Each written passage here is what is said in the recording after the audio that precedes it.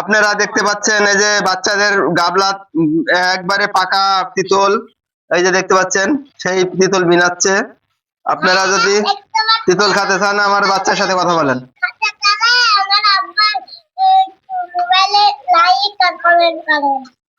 Comment করবি, বেশি বেশি সাপোর্ট করলে পারে আপনারা তিতল আপনাদের বাড়িতে পৌঁছে যাবে। কও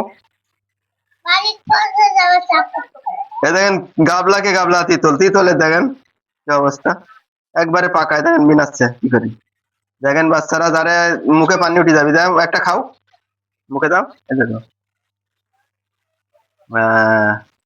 কেমন কেমন স্বাদ কেমন? ভালো।